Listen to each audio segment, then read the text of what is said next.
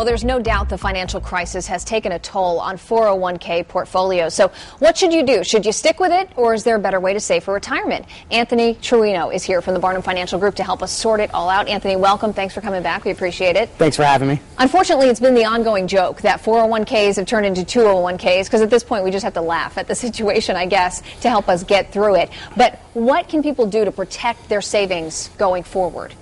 Well, I think the most important thing, Sonia, is that people have to consider what their risk tolerance is. It's very hard to forecast this market, but some of the options you have in your 401k is some 401k providers provide an array of funds, and some of them also provide something called life stage or asset allocation funds. What are those? Well, they're very specific. They're an allocation. They're a portfolio. So someone who wants to have a portfolio that's designed to manage risk or a time horizon, specific date, you're going to retire in 2015. The portfolio is designed to take risk and narrow it down as you get closer to that retirement age. Someone who doesn't want to watch but wants some active management, it's a great choice.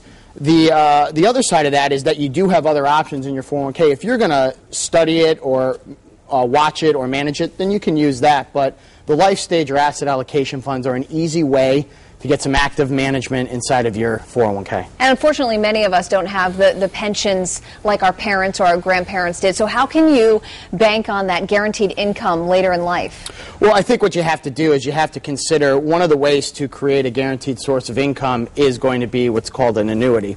There are various types of annuities that you can use, and what you want to do is you want to take a look at which one suits your situation specifically and how to use it. You have income annuities, you have fixed annuities, you have variable annuities, you have variable annuities with an income guarantee. It gets very, very complicated, but an annuity is a form of a guaranteed stream of income.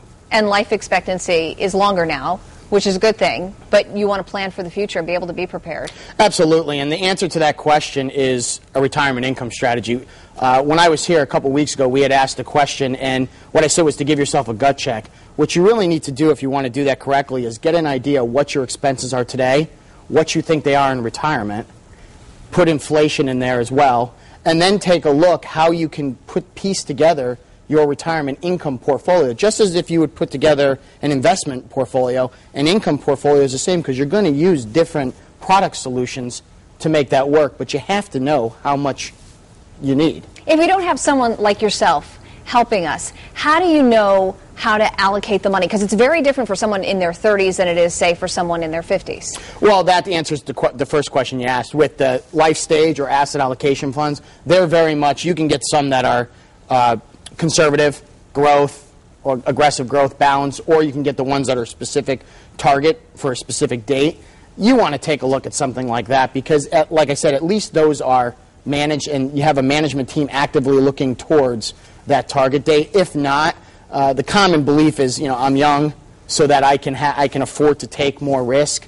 Not everybody who's young has a huge appetite for risk. Some people that are older have a larger risk than they would think, but I think this last year's taught us a lesson. It definitely has in terms of how the financial market has been going this past year. Do you still recommend risks at a younger age? Well, I think that it's all relative to the person.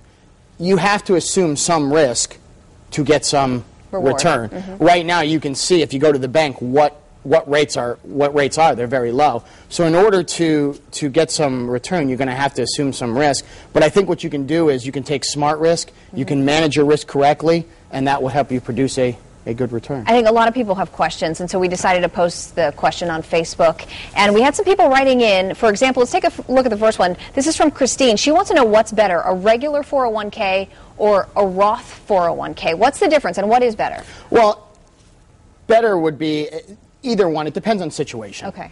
A regular 401k is a qualified retirement plan. You get a nice tax deduction to put the money in. The money grows tax deferred, and when you take it out, it's taxed as ordinary income. So someone in a very high tax bracket that's a big advantage to them because they get the tax break. A Roth 401k was established as after-tax money, so you get no tax deduction to go in. The money is deferred, and when you take it out, it's actually tax-free. So in the back end, it's almost an inverse. In the back end, it's tax-free, and the traditional, in the front end, it's tax-deductible. The Roth 401k was great because they created it for people that could not put into a regular Roth 401k because of income restrictions. On the Roth 401k, Sonia, there are no income restrictions you can put into it. Oh, okay. Well, that kind of leads us to our next question. This is from Kev. He wrote in, he said, what are the tax penalties for cashing out a 401k plan to establish economic viability in a struggling economy? Because unfortunately, I think a lot of people are resorting to that, thinking they might need to cash out their 401ks. If you cash out your retirement plan, your 401k plan, and you're under the age 59 and a half, there's one caveat to that, there are hardship withdrawal provisions, which you can see. But if you just take the money out, and there's a 10% penalty, and there's also, it's taxed as ordinary income.